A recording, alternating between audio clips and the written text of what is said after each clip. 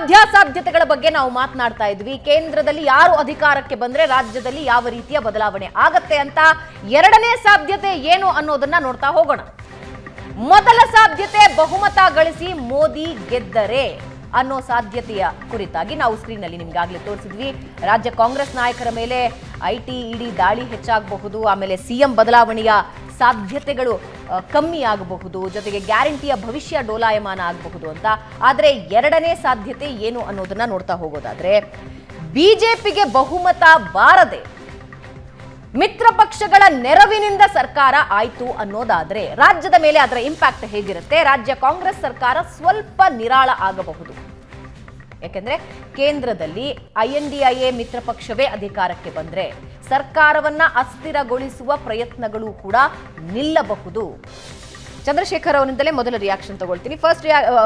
First impact ಬಗ್ಗೆ ಹೇಳ್ತಾ ಇದ್ದೆ, ಅಂದ್ರೆ ಫಸ್ಟ್ ಎಫೆಕ್ಟ್ ಏನಾಗಬಹುದು ಅಂತ. ಅದರ ಜೊತೆಗೆ ನಾನು ಎರಡನೇದು ಜಾಯಿನ್ ಮಾಡ್ತೀನಿ. ಖಂಡಿತ ನೋಡಿ, ಮೊದಲನೇ ಇಂಪ್ಯಾಕ್ಟ್ ಅಲ್ಲಿ ಮೋದಿಯವರು ಅಧಿಕಾರಕ್ಕೆ ಬರೋದ್ರಿಂದ ಯಾವುದೇ ಕಾರಣಕ್ಕೂ ಯಾವುದೇ ಚುನಾಯಿತ ರಾಜ್ಯ ಸರ್ಕಾರಗಳಿಗೆ ತೊಂದರೆ ಆಗೋದಿಲ್ಲ. ಅವರ ಟ್ರ್ಯಾಕ್ ರೆಕಾರ್ಡೇ ಪ್ರೂವ್ ಮಾಡಿದೆ. 2000 ಒಂದು ನಿಮಿಷ ಸರ್, ಅದಕ್ಕೆ ಸರ್ಕಾರ ತೆಗೆದು 356 ಹಾಕಿದ್ದಲ್ಲ, ಅದು ಅವರೇ ಹೊಡೆದಾಕಿ ಆಚೆ ಕಡೆಗೆ ಬಂದಿದ್ದು. ಲೆಟ್ ಮಿ ಸರ್ 30 ಸೆಕೆಂಡ್ಸ್ ನಾನು ಮುಗಿಸ್ಬಿಡ್ತೀನಿ, ಆಮೇಲೆ ನೀವು ಹೊರಟಾಗಿ ನೋಡಿ. ಉದಾಹರಣೆಗೆ 2021ರಲ್ಲಿ ಏನು ಪಶ್ಚಿಮ ಬಂಗಾಳ ಚುನಾವಣೆ ಆದಾಗ, ಚುನಾವಣೆ ಗೆದ್ದ ಮೇಲೆ ಇಡೀ ಭಾರತದ ಇತಿಹಾಸದಲ್ಲಿ ಆಗದೇ ಇರೋಷ್ಟು ಗೋರ್ಮೆಂಟ್ ಸ್ಪಾನ್ಸರ್ಡ್ ಕಗ್ಗೊಲೆಗಳು ನಡೆದೋದ್ವು. ಇಡೀ ಹಿಸ್ಟ್ರಿನಲ್ಲೇ ಆಗಿರಲಿಲ್ಲ. ಹೈಕೋರ್ಟ್ ಅದರ ಬಗ್ಗೆ ಕಾಮೆಂಟ್ ಮಾಡ್ತು, ಸುಪ್ರೀಂ ಕೋರ್ಟ್ ಅದ್ರ ಬಗ್ಗೆ ಕಾಮೆಂಟ್ ಮಾಡ್ತು. ಮೋದಿಯವರ ಸರ್ಕಾರ ಇಲ್ಲದೆ ಬೇರೆ ಯಾವುದೇ ಸರ್ಕಾರ ಇದ್ರೂ ಕೂಡ ಆ ಸರ್ಕಾರವನ್ನು 100% ವಜಾ ಮಾಡೋರು. ಏನು ಮಾಡೋದಿಲ್ಲ. ಕರ್ನಾಟಕದಲ್ಲಿ ಅವರಾಗವರು ಹೊಡೆದಾಡ್ಕೊಂಡು ಚೆಚ್ಚಾಡ್ಕೊಂಡು ಮುಳುಗೋದ್ರೆ ಅದಕ್ಕೆ ಯಾರು ಏನು ಮಾಡೋಕ್ಕಾಗಲ್ಲ. ಬಿಟ್ರೆ ಮೋದಿಯವರ ಸರ್ಕಾರದಿಂದಾಗ್ಲಿ ಅಥವಾ ಬಿಜೆಪಿ ಕಡೆಯಿಂದಾಗ್ಲಿ ಯಾವುದೇ ಒಂದು ಸಣ್ಣ ಪ್ರಯತ್ನವೂ ಕೂಡ ಆಗೋದಿಲ್ಲ. ಅಫಿಷಿಯಲ್ ಆಗಿ ನಾನು ನಿಮಗೆ ಡಿಕ್ಲೇರ್ ಮಾಡ್ತಾ ಇದ್ದೀನಿ. ಏನಾಯ್ತು ಚಂದ್ರಶೇಖರ್ ಅವರೇ? ಅವರಾಗ ಅವ್ರಿಗೆ ಮುಳುಗುದ್ರೆ ಪ್ರಧಾನ ಬಹಳ ಪುಚ್ಛವಾಗಿ ಹೇಳ್ಬಿಡ್ತಿದ್ದೀನಿ. ಅವರಿಗೆ ಅವ್ರ ಪಕ್ಷದ MLA ಇಟ್ಕೊಂಡು ಮಹಾರಾಷ್ಟ್ರದಲ್ಲಿ ಏನಾಯ್ತು? ಅವರಿಗೆ ಅವ್ರ ಪಕ್ಷ ಮಹಾರಾಷ್ಟ್ರ ಯಾವ ಕಾರಣಕ್ಕೋಸ್ಕರ ಆಯ್ತು? ಮಹಾರಾಷ್ಟ್ರದಲ್ಲಿ ಕಾರಣ ಕೂಡ ಹೇಳಿದ್ರು ತಾನೆ. ನೋಡಿ, ನಮಗೊಂದು ಸ್ವಲ್ಪ ರಾಜಕಾರಣ ಅರ್ಥ ಆಗತ್ತೆ. ಅದರ ಪ್ರಕಾರ ಅವರಿಗೆ ಜಗಳಾಡಿ ಸರ್ಕಾರ ಬೀಳತಕ್ಕಂಥ ಪ್ರಮೇಯಗಳೇ ಬರಲ್ಲ. ಒಂದು ರಾಷ್ಟ್ರೀಯ ಪಕ್ಷ ದಿಲ್ಲಿಯಲ್ಲಿ ಕುಳಿತಿರ್ತಕ್ಕಂಥ ಪಕ್ಷ ಅದಕ್ಕೆ ಸಹಾಯವನ್ನು ನೀಡಿದೆ. 17 ಜನ JDSನವರು ಕಾಂಗ್ರೆಸ್ನವರು ಏಕಾಏಕಿ ರಾತ್ರೋರಾತ್ರಿ ರಾಜೀನಾಮೆ ನೀಡಿ ಹೊರಗಡೆ ಬಂದರು. BJPಯ ಬೆಂಬಲ ಇಲ್ಲದೆ ಹೊರಗಡೆ ಬಂದ್ರ? ಅಮಿತ್ ಶಾ ಅವ್ರನ್ನ ಭೇಟಿಯಾಗದೆ ಹೊರಗಡೆ ಬಂದ್ರ? ಏಕನಾಥ್ ಶಿಂದೆ ಸೂರತ್ಗೆ ಯಾಕೆ ಹೋದ್ರು? ಅಸ್ಸಾಂಗೆ ಯಾಕೆ ಹೋದ್ರು? ಯಾರು ಅವರನ್ನು ಅಲ್ಲಿ ನೋಡ್ಕೊಂಡವರು? BJP ನಾಯಕತ್ವ ಅಲ್ವಾ ಇದು? ನೋಡಿ, ಈ 30 ಸೆಕೆಂಡ್ ಮಾತ್ರ ಇದಕ್ಕೆ ಉತ್ತರ ಹೇಳ್ಬಿಟ್ಟು ನಾನು ಇದಕ್ಕೆ ಬರ್ತೀನಿ. ಮೊದಲನೇದು, 2018ರಲ್ಲಿ ಏನು JDS ಮತ್ತು ಕಾಂಗ್ರೆಸ್ ಸಮ್ಮಿಶ್ರ ಸರ್ಕಾರ ಬಂದಾಗಲಿಂದ ಮೊದಲನೇ ದಿನದಿಂದ ಯಾವ್ಯಾವ ರೀತಿ ಮಾತು ಬರ್ತಾ ಇದೆ? ವಿಷಕಂಠನಾಗಿದ್ದೇನೆ, ಹಗ್ಗದ ಮೇಲೆ ನಡೀತಾ ಇದ್ದೇನೆ, ನಮ್ಮವರೇ ನಮಗೆ ಏನು ಬೆನ್ನಿಗೆ ಚೂರಿ ಹಾಕಿದ್ರು, ಮಂಡ್ಯದಲ್ಲಿ ಯಾಕೆ ಸೋತರು, ಅದಕ್ಕೆ ಪತ್ರ ಬರೀತು JDS ಇಂತಿತ್ತನ್ನು ಸಸ್ಪೆಂಡ್ ಮಾಡಿ ಅಂತೇಳಿ 5 ಜನ MLAಗಳ ಹೆಸರು, ಚಲುವರಾಯಸ್ವಾಮಿ, ನರೇಂದ್ರ ಸ್ವಾಮಿ, ಇವರು ಯಾರೋ ಬಂಡಿ ಸಿದ್ದೇಗೌಡ, 5 ಜನಕ್ಕೆ ಪಟ್ಟಿ ಕೊಡ್ತು. 7 ಜನ ಬ್ಲಾಕ್ ಕಾಂಗ್ರೆಸ್ ಅಧ್ಯಕ್ಷರನ್ನ ಯಾಕೆ ಕಾಂಗ್ರೆಸ್ ವಜಾ ಮಾಡ್ತು, ಆಕ್ಷನ್ ಯಾಕೆ ತಗೊಂತು ಅಂತ ಹೇಳಿದ್ರೆ ಬೆನ್ನಿಗೆ ಚೂರಿ ಹಾಕಿದ್ರು. ಇದು ಮತ್ತೆ ನಾವು ಹೇಳಿದ್ದಲ್ಲ ಸ್ವಾಮಿ, ಅವರವರು ಹೊಡೆದಾಡ್ತಾ ಇದ್ದು ಯಾವತ್ತಿದ್ರೂ ಬೀಳಲೇಬೇಕಾಗಿತ್ತು. It was handwriting on the wall. ಅದಾದ ಮೇಲೆ ಮಹಾರಾಷ್ಟ್ರ ವಿಚಾರಕ್ಕೆ ಬಂದಾಗ, ಮಹಾರಾಷ್ಟ್ರ ವಿಚಾರದಲ್ಲಿ ಅವರು ಗೆದ್ದಿದ್ದರೆ ಮೋದಿ ಹೆಸರು ಹೇಳ್ಕೊಂಡು ಯಾವ ಹಿಂದುತ್ವಕ್ಕೋಸ್ಕರ ಜೊತೆಲಿ ನಿಂತಿದ್ರು ಇಷ್ಟು ವರ್ಷ, ಸುಮಾರು 3 ದಶಕಗಳ ಕಾಲ ನಿಂತಿದ್ರು. ಯಾವುದೋ ಒಂದು ಅಧಿಕಾರದಾಸೆಗೆ ಹೋದಾಗ ಯಾರೋ ಅಧಿಕಾರ ತಗೊಳ್ಳೋದು ಅಧಿಕಾರ ತಗೊಳ್ಳೋದು ಒಪ್ಕೊಂಡ್ಬಿಡ್ತಾನೆ, ಅದಕ್ಕೆ ಕೆಳಗಿರ್ತಕ್ಕಂಥವ್ರು ಏನಾಗಬೇಕು? ಇದೇ ವಿಚಾರದಲ್ಲಿ ಆ ಪಕ್ಷಗಳ ಆಂತರಿಕ ವಿಚಾರದಲ್ಲಿ ಬಿಟ್ರೆ ನಿಮಗೆ ಮಾಹಿತಿ ಹೇಳ್ತೀನಿ. ದೇವೇಂದ್ರ ಫಡ್ನವೀಸ್ ಪದೇ ಪದೇ ಮಹಾರಾಷ್ಟ್ರದಲ್ಲಿ ಏನು ಹೇಳ್ತಾ ಇದ್ರು ಗೊತ್ತಾ? ನಾನು ಟ್ರಕ್ ಭರೂನ್ ಪುರಾವೆ ನೇತು ಅಂತ. ಅಂದರೆ ಅರ್ಥ ಏನು? ಟ್ರಕ್ ತುಂಬಿ ನಾನು ಅಜಿತ್ ದಾದಾ ಪವಾರ್ ವಿರುದ್ಧ ನನ್ನ ಬಳಿ ಸಾಕ್ಷ್ಯಗಳಿವೆ, ಅವುಗಳನ್ನು ನಾನು ತೆಗೆದುಕೊಂಡು ಹೋಗ್ತೀನಿ ಅಂತ ಹೇಳಿದರು. ಟ್ರಕ್ ತುಂಬಿ ಪುರಾವೆಗಳು ಹೋದ್ವೋ ಗೊತ್ತಿಲ್ಲ, ಅದು ಟ್ರಕ್ನಲ್ಲಿ ಅಜಿತ್ ದಾದಾ ಪವಾರ್ ನಿಮ್ಮ ಪಕ್ಷದ ಜೊತೆಗೆ ಬಂದರು. ಖಂಡಿತ ಒಂದು ಪಕ್ಷ. ಹಾಗಾಗಿ ನಮಗನ್ನಿಸ್ತಾ ಇದೆ ಕರ್ನಾಟಕದಲ್ಲೂ ಕೂಡ BJP ಭರ್ಜರಿಯಾಗಿ ಏನಾದರೂ ಕೇಂದ್ರದಲ್ಲಿ ಬಹುಮತಕ್ಕೆ ಬಂದರೆ ಕರ್ನಾಟಕದಲ್ಲಿ ಒಂದಿಷ್ಟು ಚಟುವಟಿಕೆಗಳನ್ನು ನಡೆಸ್ತಕ್ಕಂಥ ಪ್ರಯತ್ನ ಮಾಡಿ.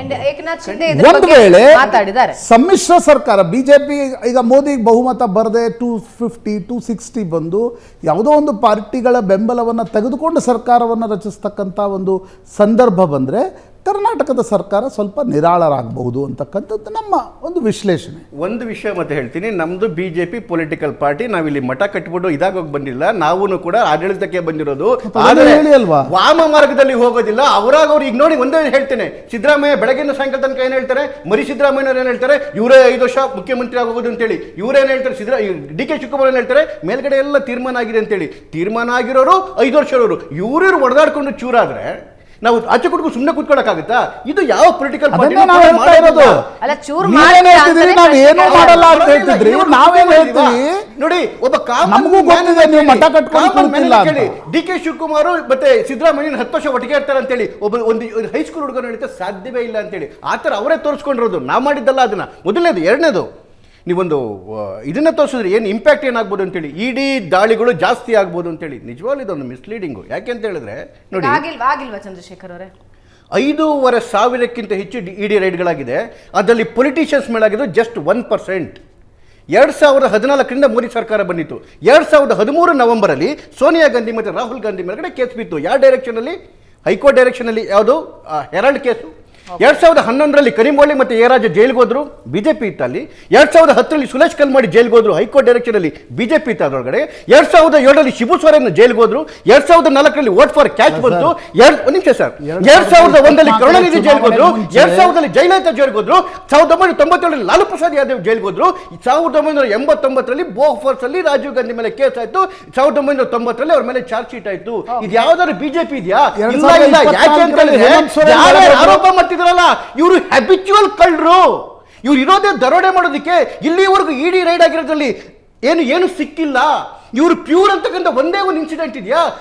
ಮಾಲ್ ಸಿಕ್ಕಿದೆ, ಕಳ್ಮಾಲ್ ಸಿಕ್ಕಿದೆ, ಫೆರಾ ಆಗಿದೆ, ಇವ್ರಿಗೆ PML ಒಳಗಡೆ ಆಗಿದೆ. ಕಳ್ಳರನ್ನ ಹಿಡಿಬಾರ್ದು ಅಂತ ಹೇಳಿದ್ರೆ ಇದ್ಯಾವ್ದಿದು? ಚಂದ್ರಶೇಖರ್, ನನ್ನ ಪ್ರಶ್ನೆ, ಚುನಾವಣೆಗೆ ಮುಂಚೆ ಹೇಮಂತ್ ಸೊರೇನ್ ಒಳಗೆ ಹೋದರು, ಅರವಿಂದ್ ಕೇಜ್ರಿವಾಲ್ ಒಳಗಡೆ ಹೋದರು. ಸರಿಯಪ್ಪ, ಇಡಿಗೇನೋ ಸಿಕ್ಕಿತ್ತು, ಒಳಗೆ ಹಾಕಿದ್ರು ಅಂತ ಅನ್ಕೋಣ. ಬಿಜೆಪಿಯ ಎಷ್ಟು ನಾಯಕರ ಮನೆಗಳ ಮೇಲೆ ನೀವು CBI, ED, IT ರೇಡ್ ನಡೀತು? Beautiful question sir. ನನಗೆ ಹೇಳಿ, ಯಾಕೆ ಮತ್ತೆ ನೀವು ಕಂಪ್ಲೇಂಟ್, ನಿಮ್ಮ ಹತ್ರ ಇದೆ ತಾನೇ ಮಾಹಿತಿ, ಯಾಕೆ ನೀವು ಕಂಪ್ಲೇಂಟ್ ಕೊಡ್ತಿಲ್ಲ? ಯಾರಾದ್ರೂ ಪೊಲಿಟಿಕಲ್ ಪಾರ್ಟಿ ಕಂಪ್ಲೇಂಟ್ ಕೊಟ್ಬಿಟ್ಟು ಇವ್ರ ಮೇಲೆ ಇದೆ ಅಂತೇಳಿ ದಾಳಿ ಆಗಿಲ್ಲ ಅಂತ ಹೇಳಿದ್ರೆ ಅದಕ್ಕೆ ನಾವು ಒಪ್ಕೊಂತೀನಿ. ಎಲ್ಲ ಯಾಕೆ ಕಳ್ಳರ ಮೇಲೆ ದಾಳಿ ಆಗುತ್ತೆ? ಬಿಜೆಪಿ ಬಂದಾಗಲ್ಲ, ಅವ್ರ ಸರ್ಕಾರ ಇದ್ರು ಯಾಕೆ ಜೈಲಲ್ಲಿ ಇದ್ರು? ಮತ್ತೆ ಯಾಕೆ ಅಂತ ಹೇಳಿದ್ರೆ ಬಿಜೆಪಿನಲ್ಲಿ ಮೋದಿಯವರು ಬಂದ ಮೇಲೆ ಆ ವಿಚಾರದಲ್ಲಿ ಭ್ರಷ್ಟಾಚಾರ ಹಗರಣದಲ್ಲಿ 100% ಸ್ಟ್ರಿಂಜೆಂಟ್ ಮಾಡಿದ್ದಾರೆ. 100% ಆಗಿದೆಯಾ ನಾನು ಹೇಳ್ತಾ ಇಲ್ಲ, ಆಗ್ತಾ ಬರ್ತಾ ಇದೆ. ಗಟ್ಟಿಯಾದಂತಹ ಒಂದು ದೃಷ್ಟಿಕೋನವನ್ನು ಇಟ್ಟಾಗಿದೆ. ಆದರೆ ನೀವು ಕೊಡಿ, ನಿಮ್ಮ ಎವಿಡೆನ್ಸ್ ಇದ್ರೆ ಇವತ್ತು ಕಂಪ್ಲೇಂಟ್ ಕೊಡಿ, ನೀವೇ ಕೊಡಿ ಒಂದು.